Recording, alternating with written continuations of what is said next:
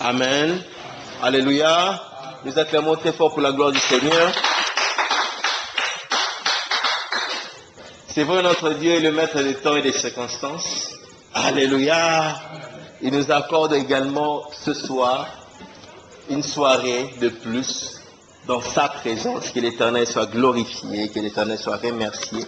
Je bénis l'Éternel pour cette soirée. Nous venons de loin, je viens de loin. Il m'a permis d'être là au milieu de vous, qu'il en soit glorifié. Je remercie l'homme de Dieu, le pasteur Jacques, qui me permet de pouvoir continuer mes messages avec l'Église du Seigneur. Et je bénis Dieu pour ta présence, parce que je sais que être dans la présence de Dieu ici à Kinshasa, dans certains moments et quasiment chaque fois, est un sacrifice que nous faisons. Nous laissons nos activités, nous laissons nos occupations, nous laissons nos responsabilités. Et cela prouve que nous aimons Dieu. Alléluia. Alléluia. Que l'Éternel vous bénisse. Nous continuons le message que nous avions commencé, ça fait déjà 9 jours passés, 9 semaines passées, le temps et les dispositions. Aujourd'hui, c'est notre 9e journée. Nous allons encore parler du temps et des dispositions. Ce verset, Dieu me l'a donné quand j'étais au bureau. Ce n'est pas le message que je prévoyais de prêcher, mais Dieu m'avait mis ça à cœur depuis le soir après la prière de la jeunesse. J'étais en train de prier et Dieu m'a donné ce verset quand j'étais au bureau. Et je pense que ça va parler à quelqu'un ce soir. Je pense que ça va te parler. Alléluia. Alléluia. Nous lisons 2 Chroniques, le chapitre 28, le verset 9. Nous lisons la parole de Dieu. La parole de Dieu dit: Et toi, Salomon, mon fils, connais les dieux de ton père. Sers-le d'un cœur dévoué et d'une âme bien disposée. J'aime le mot disposé parce que ça se marie avec également mon thème. Car l'Éternel sonde tous les cœurs et pénètre tout le dessein et toutes les pensées. Mon frère, ma soeur, laisse-moi te dire que l'Éternel sonde le cœur. Il connaît le projet, il connaît les pensées des gens. Alors serre-le avec un cœur dévoué et une âme disposée, parce qu'il connaît toutes choses. On ne le ment pas, on ne le trompe pas. La Bible continue et dit: si tu le cherches, il se laissera trouver par toi. Mais si tu l'abandonnes, il te rejettera pour toujours. Alléluia. Alléluia. Ici, c'est David qui parle à Salomon.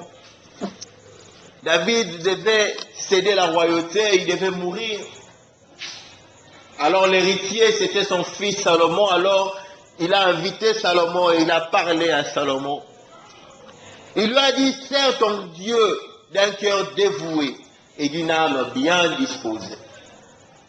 Il lui dit: si tu recherches Dieu, il se laissera trouver. Mais si tu l'abandonnes, il te rejettera. Alléluia. Alléluia. Alléluia. Le temps et les dispositions. Je vais te dire quelque chose ce soir, que pour l'enfant de Dieu, il y a des moments où le temps ne sonne pas, mais il y a des moments où le temps, c'est lui qui le prouve, c'est lui qui le crée, c'est lui qui arrive à manifester ce temps-là. Le temps favorable à l'enfant de Dieu dépend de la disposition de ce dernier. Le temps de la visitation de Dieu dépend de la disposition de son enfant. Alléluia. Alléluia. C'est comme quelqu'un qui a soif d'eau, mais il est en train de dormir au milieu d'un courant d'eau potable. Je ne parle pas d'eau de l'océan ou bien de la mer qui est amère, qui est salée. Je parle de l'eau potable. Il dort au milieu d'eau potable, mais il a soif. Il lui suffirait juste de prendre un gobelet, de tendre sa main et de prendre de l'eau. C'est exactement la même chose avec l'enfant de Dieu. Tu passes des moments difficiles, tu passes des moments pénibles, tu es en train de souffrir au moment où il te suffirait juste de chercher l'Éternel. Alléluia. Au moment où il te suffirait juste de chercher Dieu. Et la Bible dit, si tu le cherches, il se laissera trouver.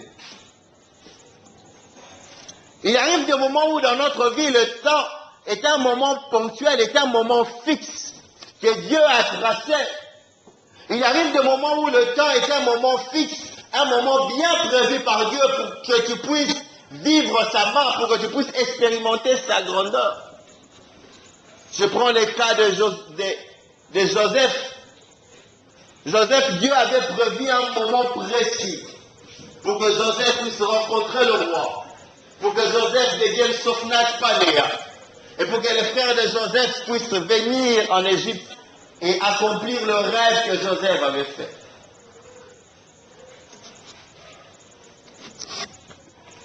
C'est également la même chose avec Moïse. Dieu avait prévu un moment précis pour la libération des enfants d'Israël. Ils auraient pu se battre, ils auraient pu faire des révoltes.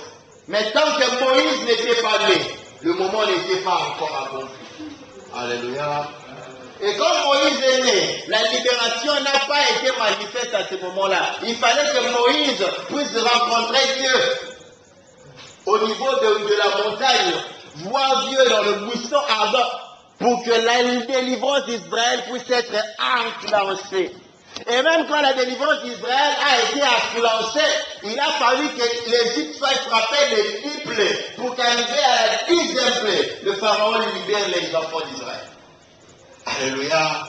Et oui, c'est vrai, il y a des moments où la visitation de Dieu est prévue à un point bien précis. Si Dieu a dit que c'est en 2025, tu peux commencer à te battre en 2000. Tant que 2025 n'a pas encore sonné, Dieu n'agira pas. Amen. Tu dois garder les dispositions, oui. Alléluia. Alléluia.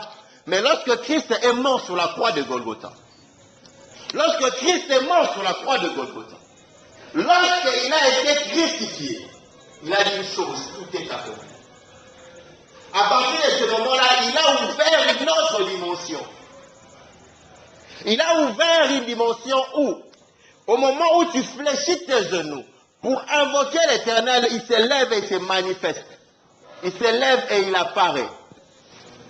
Donc le temps de la visitation ne dépend plus d'un moment fixe pour tout le monde. Il y a de ces personnes, j'insiste, il y a de ces personnes pour qui le temps de la visitation est un moment fixe.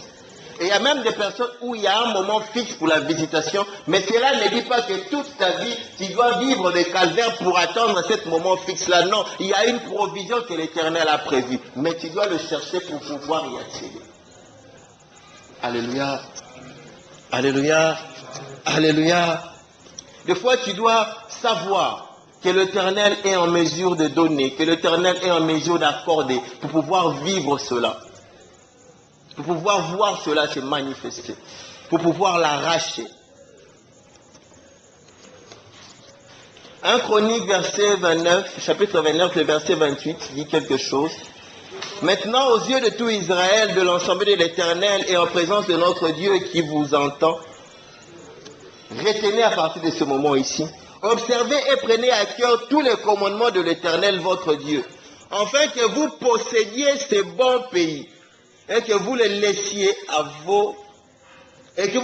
en héritage à vos fils après vous à perpétuité.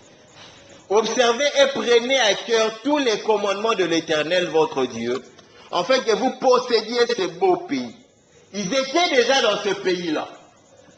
Les enfants d'Israël vivaient dans leur pays, mais David leur dit, observez le commandement de Dieu. Prenez à cœur tous ces commandements, afin que vous possédiez ce pays. Ils vivaient dans ce pays, mais ils ne le possédaient pas. Alléluia.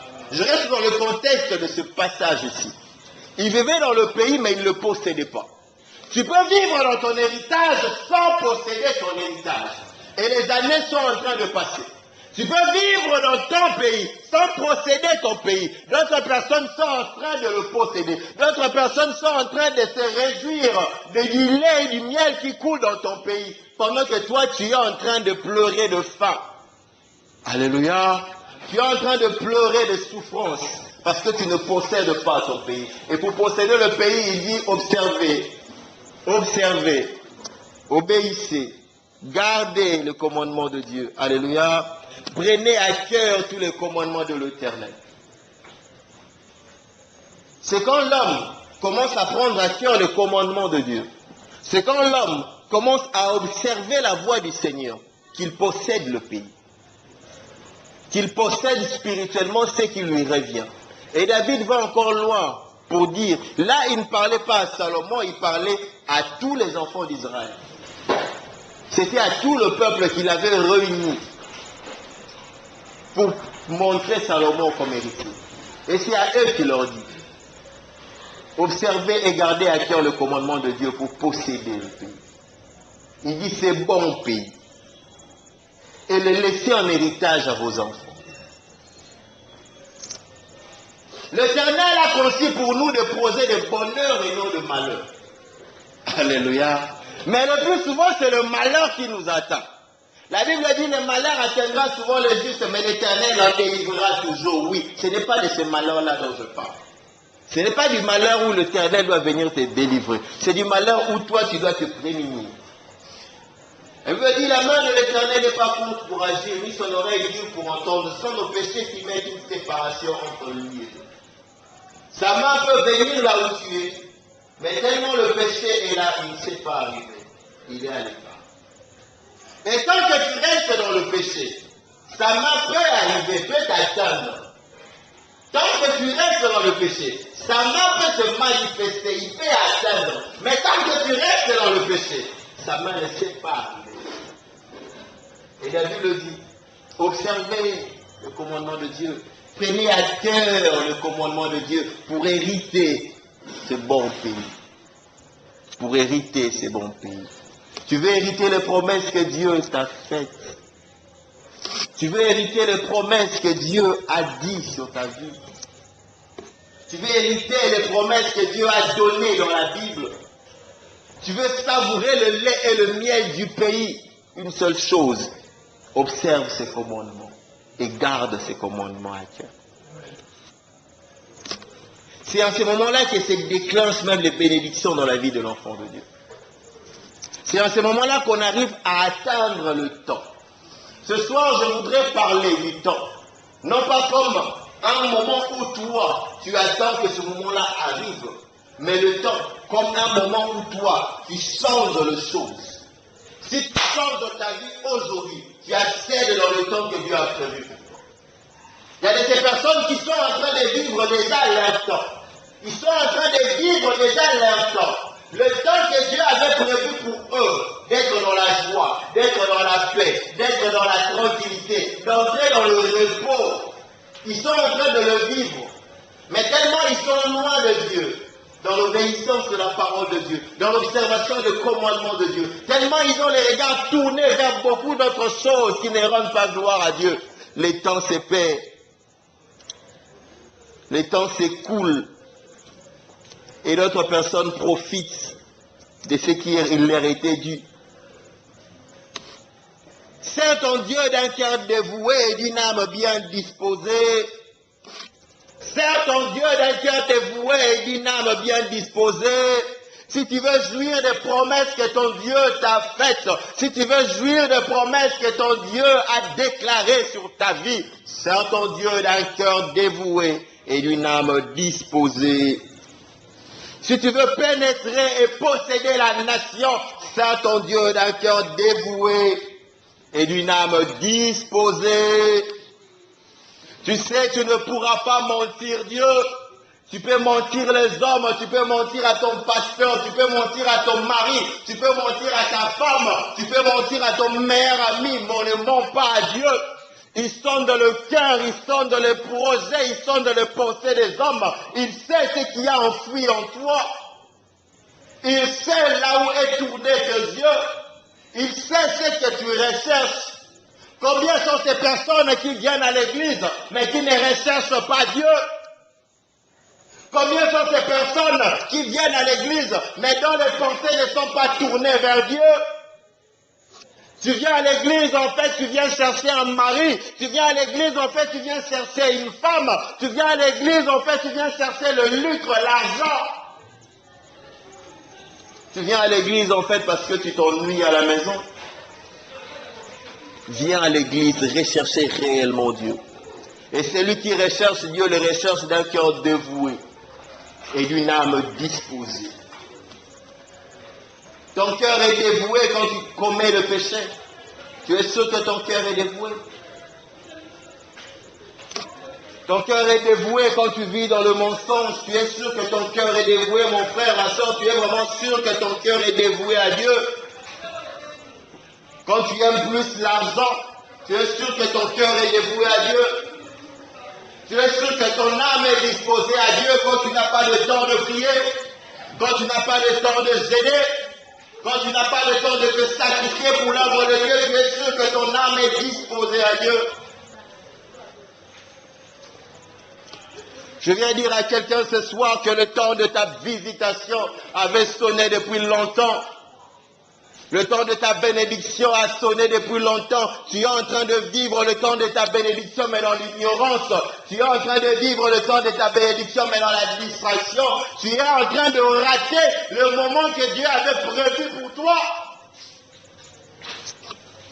Mon frère, ma soeur, ne sois pas comme Israël, ne sois pas comme Jérusalem. Jésus a regardé, Jésus a pleuré. Il a dit, oh Jérusalem, si tu avais su le jour de ta visitation.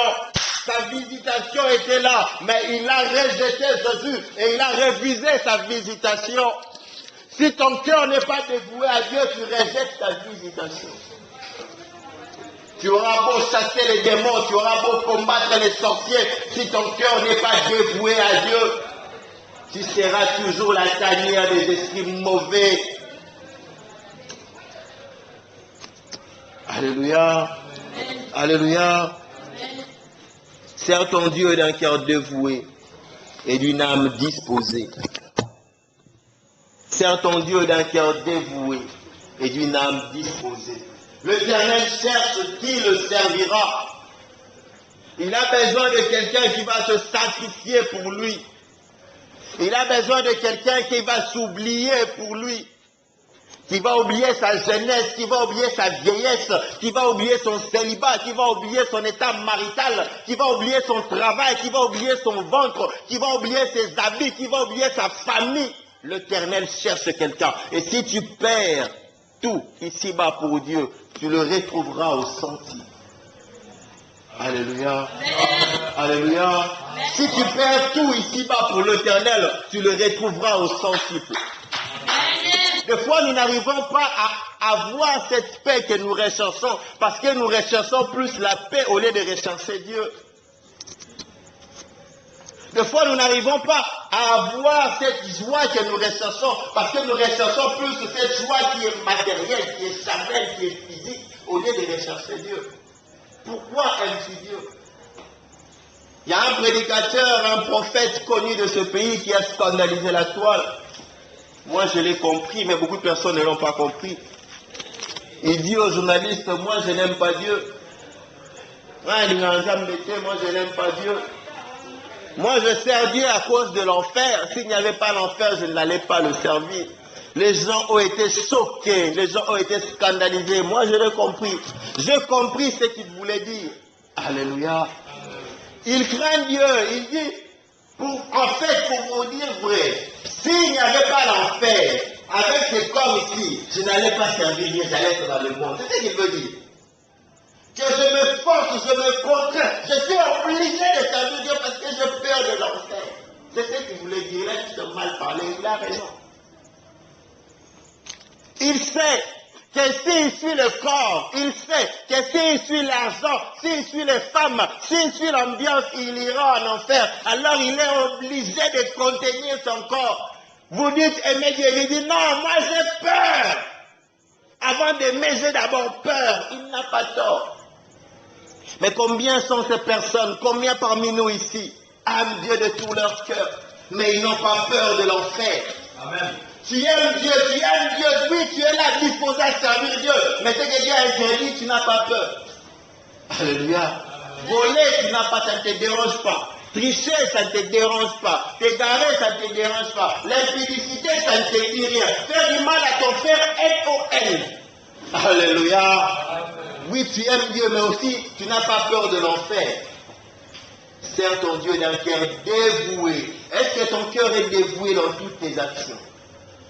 Tu veux vivre la visitation de Dieu. Tu veux que l'Éternel puisse changer ta vie. Tu veux que l'Éternel puisse te mettre dans sa paix. Est-ce que ton cœur est dévoué? C'est un verset que nous connaissons tous. Ma main n'est pas courte pour agir, ni mon oreille dure pour entendre. Mais ce sont vos péchés qui mettent une séparation entre vous et moi. Tant que ton cœur n'est pas dévoué à Dieu, le temps que tu cherches ne sonnera pas. Le temps que tu recherches n'arrivera pas.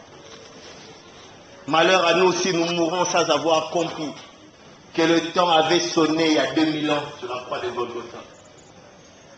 Il y a 2000 ans sur la croix de Golgotha, Christ est mort et il a dit une chose. Il nous a retirés du monde des ténèbres et il nous a transportés dans le royaume de Dieu, où nous sommes cachés en Dieu. Alléluia. Je viens dire à quelqu'un ce soir que tu vis caché en Dieu. Et en Dieu, c'est là où se trouve la paix. Malgré les combats que tu as en Dieu, c'est là où se trouve la paix. Tu vis caché en Dieu. En Dieu, c'est là où se trouve la joie. Malgré la tristesse et la persécution. Tu es triste aujourd'hui parce que tu n'as pas mangé.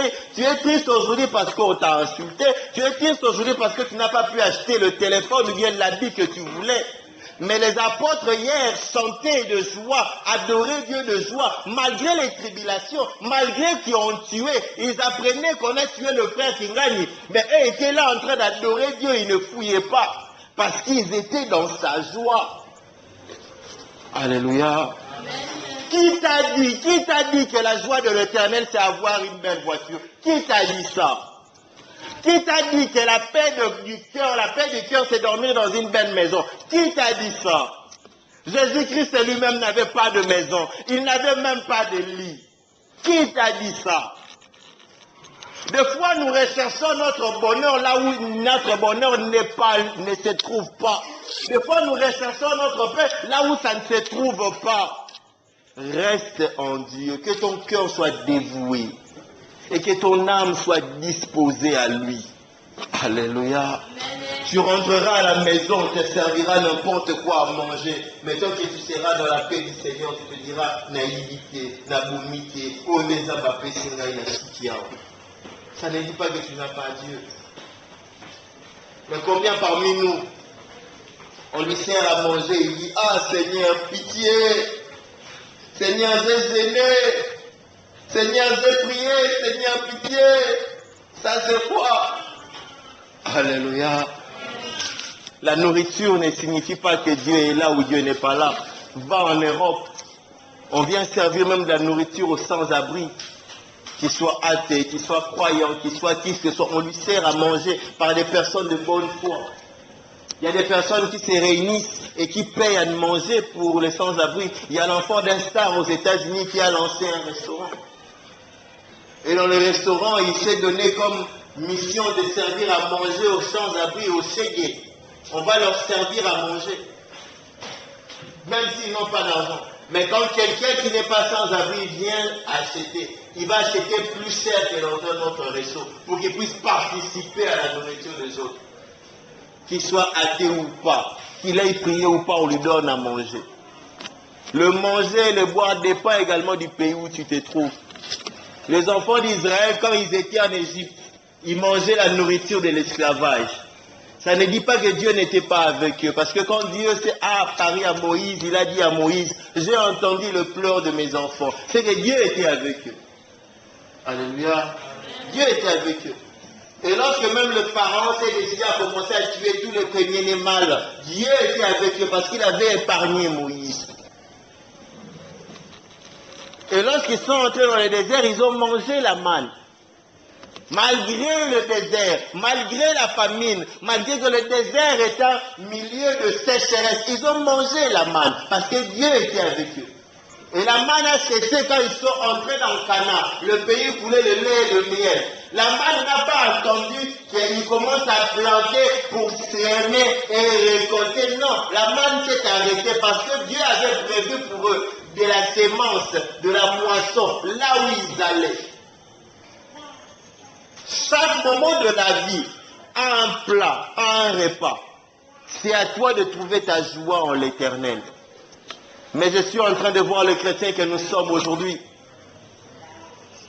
Pendant le désert, je pense que nous aurons été pires que les enfants d'Israël. À nous plaindre. Ah Seigneur, ces vêtements si vraiment, je ne sais pas changer ça, mais peut s'arrêter la main, tout soit assis à me tuer dans le désert. Parce que notre cœur recherche d'abord le vêtement. Notre cœur recherche d'abord ce qui est matériel. Nous recherchons d'abord ce qui est matériel. Parce que simplement on nous a dit que l'Éternel bénit matériellement. Oui, l'Éternel bénit matériellement. C'est vrai. Mais ce n'est pas à nous de rechercher le matériel. Quand j'étais à la Biac, j'ai partagé avec une fille qui était membre de la bande. Il m'a parlé de Vernon. Il m'a dit quelque chose qui m'avait vraiment touché. Il m'a dit une fois, l'église s'est réunie, l'église s'est cotisée pour acheter un véhicule au pasteur. C'était un véhicule à la mode parce qu'ils avaient dit que le véhicule qu'il utilisait n'était plus digne de lui. On lui offre le véhicule, il regarde ce véhicule-là, il dit vendez-le. Prenez l'argent, faites telle chose à l'église. Celui que j'ai là me suffit. Alléluia. Alléluia. Ce n'était pas un péché. Lui offrir une voiture n'était pas un péché. Même s'il avait pris ça, il n'allait pas pécher. Mais simplement, lui, son cœur n'était pas dans le matériel. Et d'autres personnes disent même qu'il avait dit à maman, ne vous compliquez pas, ne cherchez pas de chercher des luxe, non. Ne cherchez pas de chercher des luxe pour m'enterrer, non. C'était quelqu'un de simple, de humble. Pourquoi? Parce que simplement, dans son cœur, il y avait de la place qui est pour Dieu. Qui est pour Dieu. Je ne t'interdis pas de chercher des millions. Ceux qui me connaissent savent que je cherche des millions. Et pour te dire qu'à chaque fois que je vais en Europe, je joue aux loteries. Toutes les fois que je vais en Europe, je joue à la loterie. J'espère toujours gagner des millions. J'ai pris Dieu, ça me fait des millions. Alléluia. Je ne t'interdis pas de chercher des millions de dollars. Non, ce n'est pas ce que je t'interdis. Je ne t'interdis pas de chercher des belles voitures. Ce n'est pas ce que je dis. Je te dis seulement que des fois nous sommes en train de souffrir parce que notre cœur n'est pas tourné vers Dieu, mais tourné vers le matériel. Des fois nous sommes en train de souffrir parce que les projets que nous traçons ne sont pas des projets pour que Dieu puisse être glorifié, mais pour que nous puissions être honorés et glorifiés. Des fois nos pensées ne sont pas tournées pour que Dieu puisse être célébré, mais que nous puissions avoir les acclamations.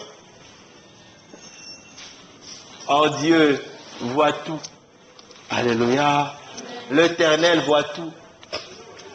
Mon frère, ma soeur, laisse-moi te dire que le temps de la visitation dans la vie de l'enfant de Dieu n'est pas à venir demain, n'est pas à venir dans une année. Quand tu reçois Christ dans ta vie, c'est déjà le moment de ta visitation.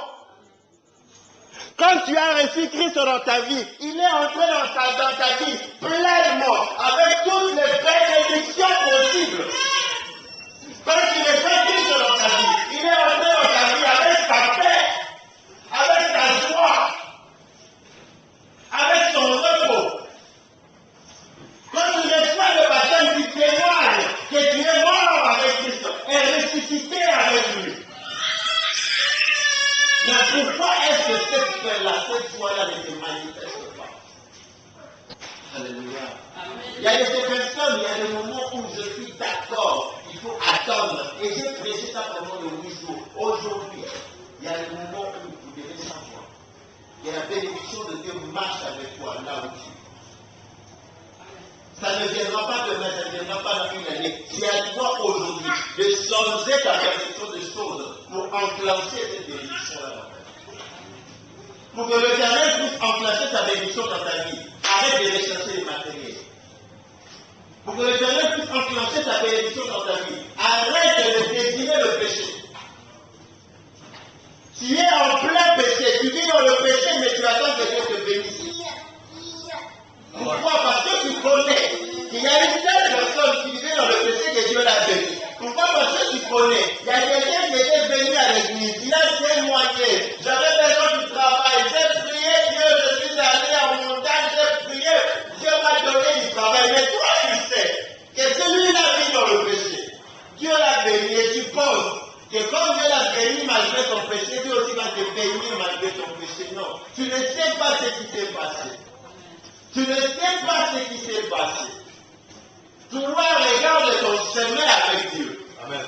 Regarde ton alliance avec Dieu. Amen. Il y a des choses qui ne s'ouvriront que quand Dieu sera dans ton cœur, quand ton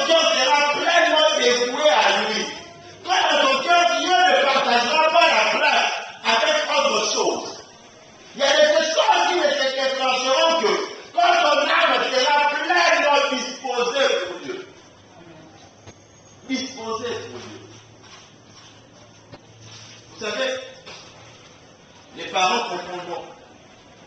Les parents ont un cœur disposé pour leur enfant à un point que vous ne pouvez pas imaginer. Il peut être fatigué. Alléluia. Fatigué alors. Mais quand l'enfant vient l'embêter, pour qu'il puisse parler à son enfant, il ne sera pas brutal, il ne sera pas sauvage, il ne sera pas méchant, à moins qu'il soit excessif. Moi, j'ai vu les parents causer tendrement avec leur enfant en somnolant. Maman, tu dors, non, je ne dors pas. Oui, je dis, parce que la maman est fatiguée, mais elle a un cœur disposé à son enfant, à tel point qu'elle oublie même sa fatigue. Regarde ces parents qui vont assister leur enfant à l'hôpital. L'enfant est déjà âgé. L'enfant a déjà des enfants. Elle est maman de 3 enfants. Mais parce que la grossesse a compliqué, elle est à l'hôpital, sa maman vient dormir avec elle. Et la maman est vieille. À tel point que les gens disent même que maman est là. Ma mère est là. Elle est à l'hôpital, sa mère aussi malade, vient à l'hôpital. Rentre à la maison, sa mère ne veut pas rentrer. Elle rentre dans la service à la maison parce que si elle ne rentre pas, sa mère, qui a plus de 80 ans, ne rentrera pas à cause de ça. Parce qu'elle a un cœur disposé pour son enfant. Elle oublie son âge. Elle oublie qu'elle est déjà vieille. Elle oublie. Elle voit que moi, moi, l'amour, mon enfant. Alléluia. Toi, tu as un cœur disposé pour Dieu. Il n'a pas de la présence, papa. Toi, tu as un cœur disposé pour Dieu. Combien sont ces chrétiens qui utilisent l'expression que pour résister à la tentation, il faut tomber? Parce que quand tu tombes, c'est que la tentation est partie. Mais tu as péché. Toi, tu as un cœur disposé pour Dieu. Qu'est-ce que tu sacrifies pour Dieu? Tu te sacrifies toi-même pour Dieu. Alléluia. Alléluia. Ayons un cœur disposé. Je viens de dire ce soir que si ton cœur est disposé à Dieu, si ton cœur est disposé pour Dieu, si ton cœur est disposé à faire tout le sacrifice pour l'Éternel, tu enclenches le temps de ta bénédiction. Tu enclenches le temps de ta visitation. Parce que tu marches avec ta visitation. Christ n'est pas au ciel, Christ n'est pas au paradis, Christ est dans ton cœur. Alléluia. Amen. Donc la visitation n'a pas à venir de loin et venir vers toi. La visitation doit se manifester. Amen. Rentre dans ton cœur, dispose-toi à Dieu. Qu'il prenne juste de la place, qu'il sonne juste à l'aise. Alléluia. C'est comme de l'eau. C'est comme de l'eau que tu portes dans un seau. Christ, c'est comme l'eau dans le seau. S'il est à un tiers, tu peux bouger, ça ne va pas te déverser. Alléluia. Tu vas le porter à l'aise. S'il est à un dixième, tu peux faire n'importe quoi, faire les zigzags avec ça, va pas te déverser. Mais quand tu es plein, tu pousses juste un peu, ça te déverse. Alléluia. Quand tu es plein, quand l'eau est plein, tu pousses juste un peu, ça te déverse. Que Christ puisse être tellement plein dans ton cœur qu'il commence à te déverser. À te déverser. Tu verras comment est-ce que tout sera facile. Tu verras comment est-ce que tout va changer. Que l'Éternel bénisse cette femme qui a dit il y a une dimension où tout devient facile. Elle change, elle dit il y a une dimension où tout devient facile. Alléluia. Je ne sais pas si vous connaissez la chanson. Il y a une dimension où tout devient facile. Quand Christ est pleinement dans ta vie, il y a une dimension où tout devient facile. Il y a une dimension où tu acceptes facilement les choses que les gens recherchent avec énergie, que les gens recherchent en te fatiguant, où tout devient facile. Même si le temps n'a pas encore sonné, mais tu sauras que tu es avec Dieu, parce que les choses se feront avec facilité. Alléluia. Et même les échecs aussi se feront avec facilité. Alléluia. Parce que l'État n'est pas encore arrivé. On n'aura pas tout pleinement l'histoire, mais tu auras la paix. Tu auras la paix. Apprends juste à être disposé pasteur, quel est l'état de ton cœur pour Dieu aujourd'hui? Quel est l'état de ton cœur pour Dieu ce soir? Est-ce que c'est Dieu qui a la première place dans ton cœur? Ou est-ce que c'est ton travail? Ou est-ce que c'est la recherche de l'argent, la recherche du bien-être, la recherche de l'élévation, la recherche des acclamations? Il y a de ces personnes qui dans l'église sont tombées dans le piège des acclamations, pensant qu'être acclamé, c'est être approuvé par Dieu. Il y a de ces personnes qui dans les églises sont tombées dans les pièges de compromission, de compromis, voulant que les gens puissent les apprécier, ils se sont éloignés de Dieu. Est-ce que ton cœur est disposé à Dieu? Que les gens te rejettent, que les gens ne te comprennent pas, que les gens te dénigrent, tant que ton cœur est disposé pleinement à Dieu, continue ton chemin. Amen. Continue ton chemin. Amen. Et tu vivras la main de Dieu. Amen. Tu vivras la main de Dieu. Lisez la Bible. Combien sont ces serviteurs de Dieu qui étaient dans leur moment de visitation, dans leur moment de bénédiction, mais dans le désert? Moïse n'est jamais entré dans Canaan. Son ministère, c'était dans le désert. Dans le rejet. Les enfants d'Israël l'ont rejeté jusqu'à la fin. Ils ont douté de lui jusqu'à la fin. Il faisait que se repentir et se repentir. Mais dans le désert, il n'y a pas plus grand prophète en Israël que Moïse, mais dans le désert. 40 ans de ministère, mais dans le désert. Être dans le désert ne dit pas que Dieu n'est pas avec toi. Mais si ton cœur est disposé à lui, si ton cœur est rempli de lui, tu feras des miracles inouïs dans le désert. Les gens mangeront la manne, les gens mangeront les cailles, les gens boiront de l'eau sortie du roc dans le désert. Dans le désert. Dans le désert. Le désert de ta vie, ne suppose pas que Dieu n'est pas avec toi. Non, l'Éternel marche avec toi dans ton cœur. Quelqu'un a dit le ciel et les cieux ne peuvent le contenir, mais il vit avec sa plénitude. Il vit dans sa plénitude dans mon cœur. Quelqu'un d'autre a dit que le cœur d'une personne est comme le poing. Quand je ferme mon poing, c'est la taille de mon cœur. Et dans ça, Dieu y est dans sa plénitude. Au moment où le ciel et le ciel ne peuvent le contenir. Il est avec toi. Laisse juste qu'il puisse prendre toute la place. Si c'est de l'eau, que quand tu le remues, que ça se déverse.